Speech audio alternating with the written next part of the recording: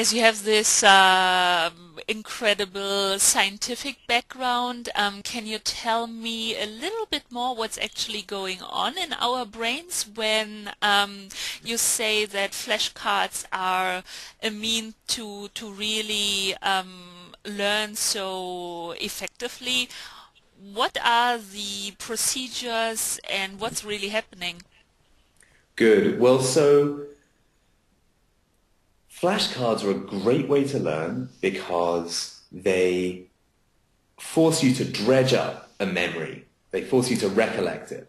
And that act of recalling the memory is one of the best ways of learning it. So being tested actually cements your knowledge.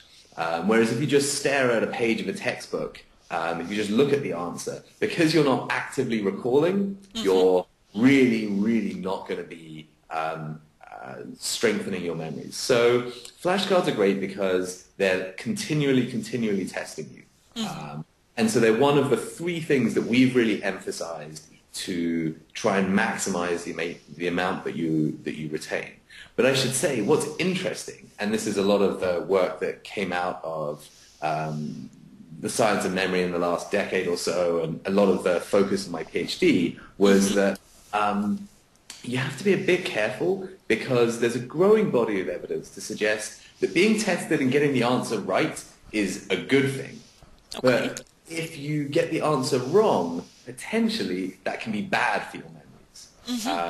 And in fact, if you're doing multiple choice and you choose the wrong answer, there's a real risk that you'll lay down a false memory, a memory for the answer that you picked rather than the right answer. Oh, I So see. one of the things that we're trying to do is to test you, to build a model of how likely we think you are to remember something, to try and make sure that you do, and so strengthen your memory. But if we think that you aren't going to remember it, we try and avoid the case where you could have give a wrong answer or have a kind of tip of the tongue moment and potentially damage your memories.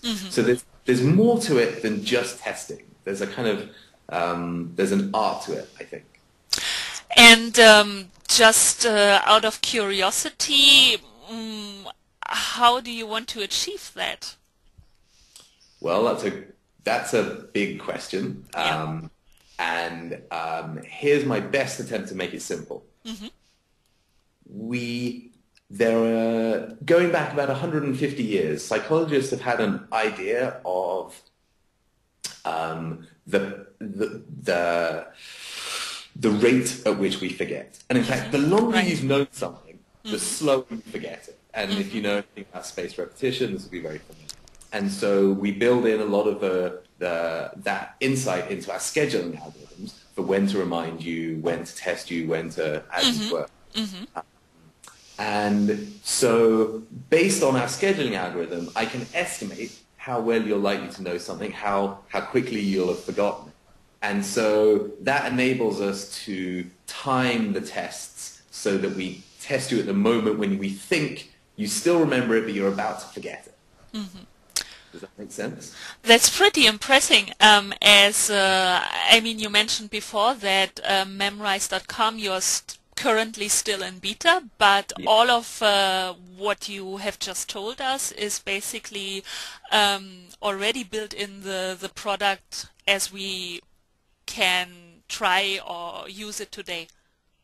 Yeah, so we have a kind of rich plan for how we want to really tweak these to maximize the effect. We have the first version of the algorithm working already, and we're continually tweaking it. And I think at this point, I feel pretty confident saying that it works well, and I'm even more confident that it's going to work really well as we kind of tweak it over the next few months. But yes, pretty much everything I described is implemented already.